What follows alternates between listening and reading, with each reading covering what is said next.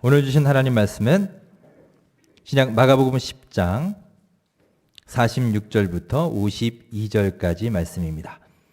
신약 성경 72페이지 마가복음 10장 46절부터 52절까지의 말씀입니다. 46절로 52절 우리 한 목소리로 합독하시겠습니다.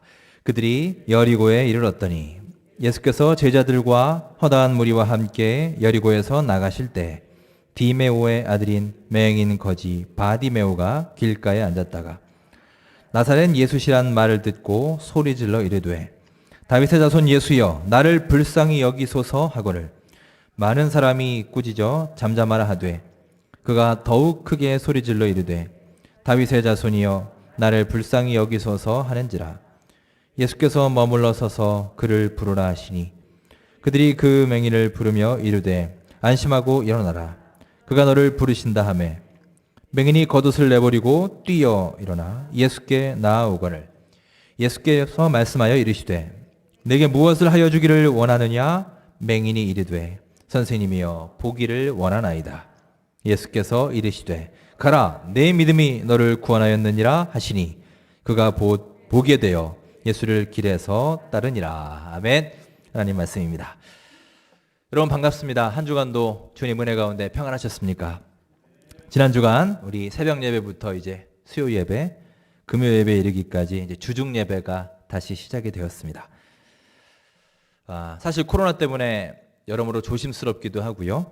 또 어려운 시기인데 이제 그런 걸 생각하면 우리 주중에도 우리 많은 여러분들 참여해 주셨습니다. 참 감사를 드립니다. 지난 주일에 오랜만에 우리 교회에서 현장 예배를 드렸습니다. 여러분들 가시고 나서 이제 방명록을 쭉 봤는데 이제 누가 오셨는지 이렇게 알 수 있죠. 인원 파악을 해보니 1, 2부 예배 합쳐서 총 101명이 오셨습니다. 우리 어린이하고 학생들 빼고 청년 이상들만 101명인데요. 주중에 이제 다른 교회 목사님이 다른 일 때문에 전화하셔서 뭐 이런저런 얘기하다가 물어보셔서 말씀드렸어요. 우리 현장 예배 지난주부터 드렸고 몇 명 왔냐 그래서 101명 왔다 이렇게 말씀을 드렸더니 놀라시더라고요. 그러니까 보통은 이제 코로나 이전에 그 평균 출석의 한 절반 정도 온답니다. 절반이나 한 조금 못 미치는 그 정도인데요. 우리는 한 140명 모였었는데 101명 왔으니까 3분의 2가 넘은 거예요. 그러니까 굉장히 많은 숫자가 온 거죠. 그만큼 여러분들의 마음속에 예배에 대한 갈망과 갈급함이 큰 것을 느낄 수 있고요. 이제 조금만 더 상황이 나아지면 아마 여러분들 모두 우리 어린이들, 학생들에 이르기까지 우리 건강한 모습으로 다시 이 자리에서 만날 수 있을 것이라 기대하고 소망해 봅니다. 자, 함께 우리 서로 인사하겠습니다. 반갑습니다. 주의 이름으로 축복하며 사랑합니다. 인사 나눌까요? 예, 주님의 은혜 충만하고 가득하시기 바랍니다. 반갑습니다. 자, 이렇게 반가운 얼굴들을 만나 뵙고 같이 찬양하고 또 같이 예배할 수 있어서 참 좋습니다. 주중 예배는 이제 거의 3개월 만에 드리는 것이라 사실 저도 좀 어색하더라고요. 그래서 예배 순서도 제가 막 다시 자료를 찾아봤습니다. 기도가 먼저였나, 찬양이 먼저였나, 주기도문으로 끝났던가, 축도로 끝났던가. 그리고 수요 예배 찬양 인도를 하는데요. 이제 3개월 만에 또 저도 찬양 인도를 한 거죠. 그러니까 한 15분 정도? 많이 한 것도 아니고 한 4곡 정도 찬양 인도를 했는데 목이 쉬더라고요. 설교도 안 했는데. 참 무섭구나. 사람이 간사하구나. 이게 몇 달 쉬었다고 또 그 생활에 제 몸이 어느새 이렇게 적응이 된 거죠. 역시 우리는 계속해서 훈련받고 또 계속해서 쓰임받지 않으면 이렇게 그만큼 퇴보할 수밖에 없다라는 것을 다시 한번 느끼게 됩니다. 가정의 달 5월을 맞아서 우리 어린이 주일과 어버이 주일을 보냈습니다. 엊그제는 스승의 날이었습니다. 귀한 가정을 주시고 사랑하는 부모님과 스승님을 주시고 또 우리를 인도하신 하나님께 하루하루 감사하는 우리 모두의 삶이 될 수 있기를 간절히 바랍니다.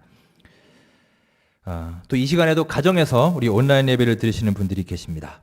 우리 하나님의 크신 은혜가 이곳 예배당에서 또 각 가정에서 예배하는 모든 성도님들께 동일하게 임하시기를 주의 이름으로 축원합니다. 한 중학교 앞에 분식집이 있었습니다. 그 분식집 아저씨는 굉장히 친절하고 음식 맛도 좋아서 항상 손님이 많은 곳이었습니다. 하루는 수업 끝나고 여학생 4명이 그 분식집에 갔습니다. 아저씨, 여기 라면 4개 주세요. 그래서 아저씨가 친절하게 네, 알겠습니다. 금방 갖다 드릴게요. 이렇게 맞아주셨습니다. 몇 분이 지나서 김이 모락모락 나는 정말 먹음직스러운 라면 4그릇을 쟁반에 담아 들고 아저씨가 오셨습니다. 그런데 첫 번째 그릇을 테이블에 이렇게 내려놓는데 그 순간 아저씨의 이 엄지손가락이 라면 국물에 쑥 들어갔다 나왔어요. 그거를 여학생 한 명이 봤습니다. 너무 놀라서 이렇게 말을 못하고 있는데요. 바로 이어서 2번째 그릇이 또 내려옵니다. 그러니까 말할 타이밍을 놓친 거예요. 그때부터 이 학생은 라면은 보이지 않고 그 아저씨 손가락만 이제 보이기 시작합니다.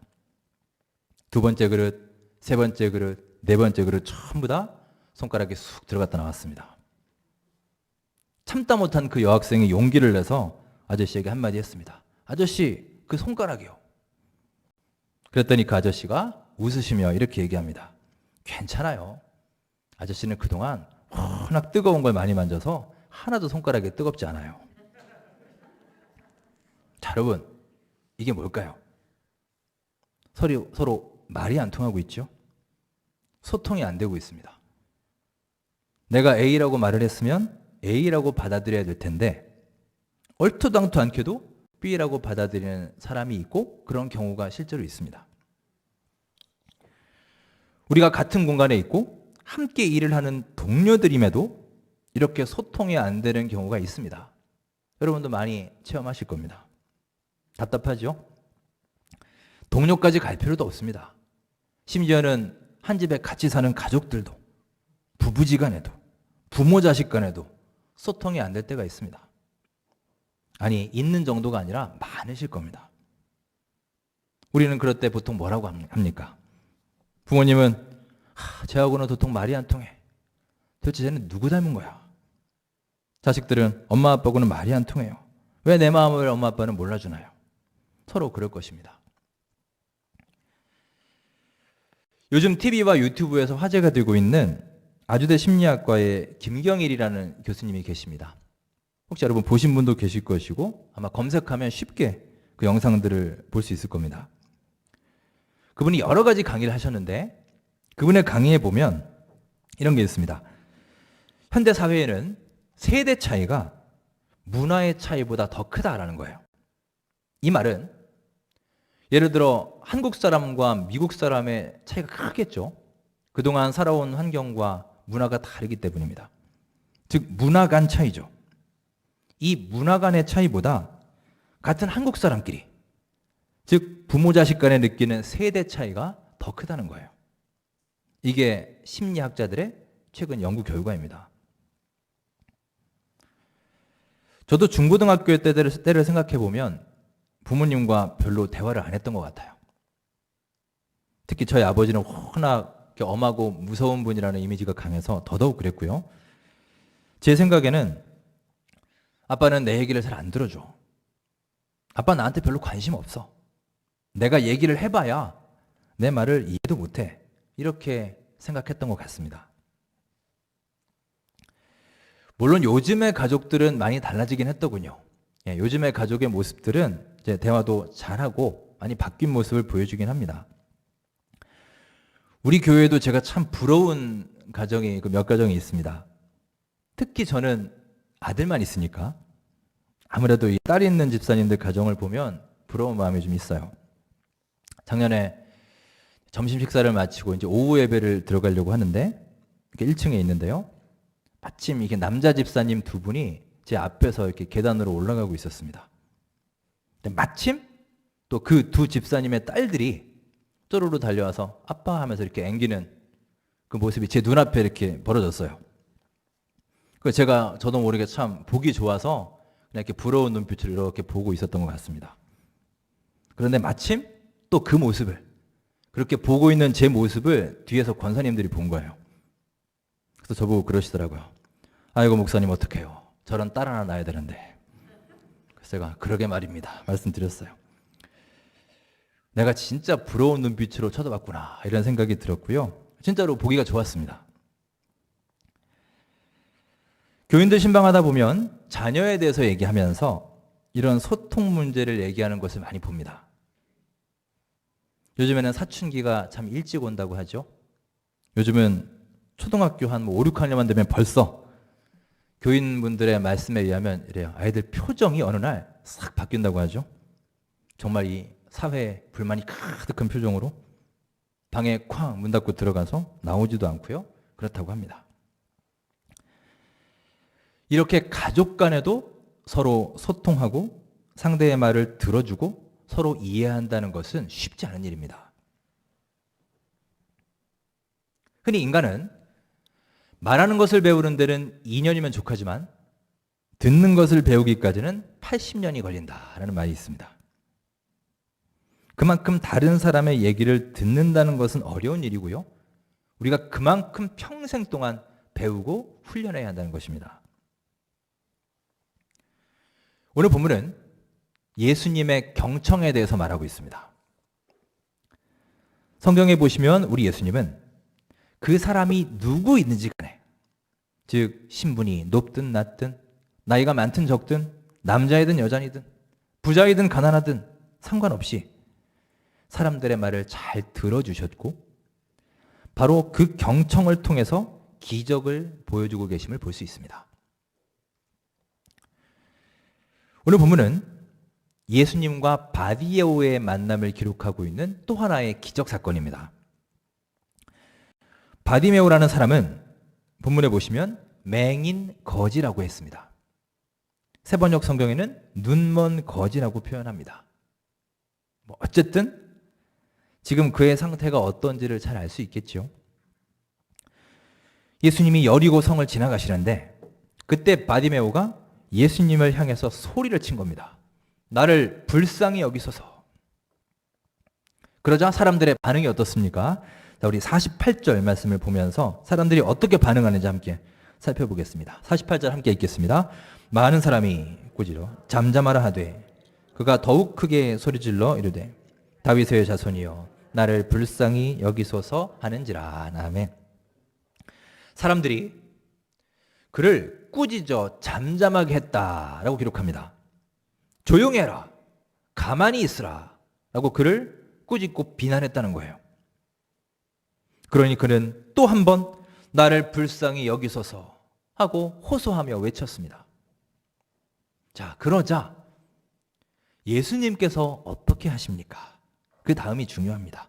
자, 49절에 보시면 예수님의 반응이 나와 있습니다. 자, 49절 함께 읽겠습니다. 예수께서 머물러 서서 그를 부르라 하시니 그들이 그 맹인을 부르며 이르되 안심하라 일어나라 그가 너를 부르신다. 아멘. 아멘. 예수께서 머물러 서서라고 기록합니다. 머물러 서서. 이 당시 예수님은 여리고 지방에서 나가고 계셨습니다. 46절에 보시면 허다한 무리와 함께 여리고에서 나가실 때, 다른 말로 하면 여리고를 떠나실 때예요. 지금 그 타이밍입니다. 그런데 그때 바디메오가 소리친 것이고 사람들이 그를 꾸짖은 것입니다. 그리고 예수님은 그렇게 떠나가시던 길을 멈추신 거예요. 머물러 섰다라는 말이 바로 그런 뜻입니다. 수많은 사람들은 바디메오의 외침을 단지 시끄러운 소리로만 생각했습니다. 예수님과 자기들을 방해하는 소리로만 생각했어요. 그 어느 누구도 그의 외침을 들으려고도 하지 않았고 듣고 싶은 마음조차 없었습니다. 하지만 예수님은 아무도 관심 갖지 않던 별 볼 일 없던 그의 소리를 들어주시고 그 자리에 가시던 길을 머물러 서셨다는 것입니다. 여러분, 이것이 바로 우리 예수님의 경청의 자세입니다. 경청은요, 그저 이 귀로만 듣는 게 아닙니다. 이웃의 소리를 듣기 위해서 가던 길을 자리에 머물러 설 수 있는 것입니다. 가던 길을 멈춰서고 하던 일을 내려놓고 마음으로 그 소리에 집중할 수 있는 것이 바로 경청인 것입니다. 듣는다를 나타내는 한자, 여러분 들을 청자를 잘 아실 겁니다.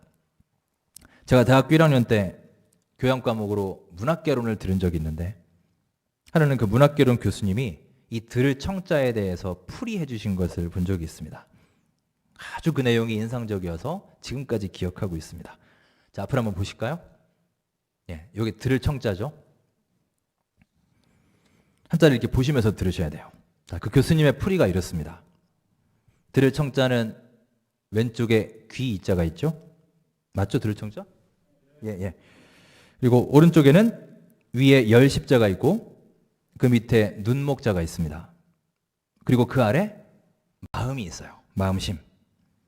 즉 이 글자를 풀이하면 10개의 눈, 즉 우리의 모든 눈을 동원해서 상대방을 주목하고 또한 나의 마음을 기꺼이 내어주는 것이다. 그게 바로 진정으로 듣는 일이다 라는 것입니다.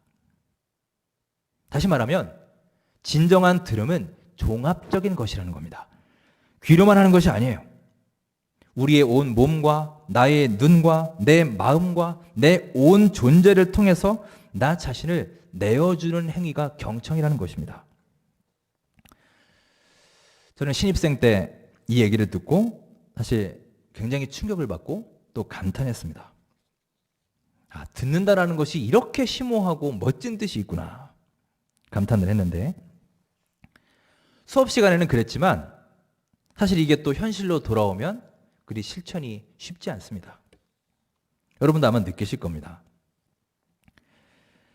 지금도 저희 집사람이 저에게 갖는 그 대표적인 불만 중에 하나가 불만이 어디 하냐 이겠냐만 대표적인 불만 중에 하나가 그겁니다. 자기가 말할 때 제가 귀담아 잘 안 듣는다는 겁니다. 솔직히 저는 잘 모르겠거든요. 근데 제가 그렇답니다. 자, 예를 들어서 오늘 아침에 오늘 애들 데리고 어디 갈 건지 차를 교회에 가지고 올 건지 걸어올 건지를 제가 물으면 제가 어젯밤에도 똑같이 물어봤대요. 그래서 내일 몇 시부터 몇 시까지 어디 간다고 저한테 얘기를 했답니다. 그럼 저는 그런가? 내가 기억력이 떨어져서 그런가? 이렇게 생각을 해보는데 여러분 아무리 기억력이 떨어져도 어쩌면 그렇게 새로울 수가 있죠. 저는 완전히 처음 듣는 말이에요. 그렇다면 여러분 이거는 확률적으로 기억력의 문제가 아니라 제가 제대로 안 들었다라고 봐야 되겠죠. 그럴 것 같습니다. 저도. 중요한 것은 그러면 제가 왜 제대로 안 들었을까라는 거죠. 만약에 제가 물어본 게 교회 일에 관한 것이었다면 예를 들어 뭐 어떤 집사님하고 제 아내하고 통화를 했어요. 내일 몇 시에 신방을 간다 그랬지 물어보면 몇 시라고 답을 했으면 저는 아마 안 잊어버렸을 거예요. 그리고 잊어버릴 것 같으면은 뭐 적어놓든지 어디 저장을 해놓든지 했겠죠. 왜냐하면 중요한 사항이니까. 제가 관심을 갖는 질문이기 때문입니다. 자, 그렇다면 결론은 뭐겠습니까? 제가 아까 물어본 그 잊어버린 질문은 제가 별로 관심이 없었다는 거예요. 정말 미안한 얘기지만 내가 뭐 할 건가 이거는 그냥 물어본 거예요. 그리고 딴 생각하고 제대로 안 들은 거죠. 앞서 얘기한 10개의 눈과 마음이 전혀 담겨있지 않은 그런 상태로 들은 겁니다. 그냥 귀로만 들은 것이지 마음이 담겨있지 않았던 들음이었던 거죠. 그래서 여러분 경청은 생각만큼 쉽지 않습니다. 우리의 진지한 집중과 노력을 필요로 하기 때문입니다. 다시 말씀으로 돌아와서 왜 예수님은 길을 가시다가 멈춰 서셨을까요? 사람들은 다 그를 비난하고 꾸짖습니다. 그런데 왜 예수님은 가시던 길을 멈춰 서시면서까지 그의 말을 들으신 걸까요? 여러분, 이것이 바로 우리 예수님의 사랑과 관심인 것입니다. 예수님은 자신에게 다가와 간절히 소리치고 호소하는 그 맹인에게 관심이 있었기 때문입니다. 그리고 그 관심은 바로 예수님의 사랑의 표현인 거예요. 20세기를 대표하는 세계적인 신학자 폴 틸리가 말했습니다. 사랑의 첫 번째 의무는 경청하는 것이다. 여러분, 이 시간 기억하시기 바랍니다. 사랑은 우리 이웃의 작은 소리들, 그들의 탄식 소리와 그들의 신음소리에도 귀를 기울일 수 있는 것입니다. 그것이 사랑의 시작입니다. 여러분, 주만 바라볼지라라는 찬양 잘 아시죠?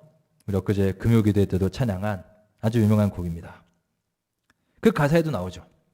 하나님, 사랑의 눈으로 너를 어느 때나 바라보시고 하나님이 인자한 귀로서 언제나 너에게 기울이시니 그리고 뒤에 너의 작은 신음에도 응답하시니.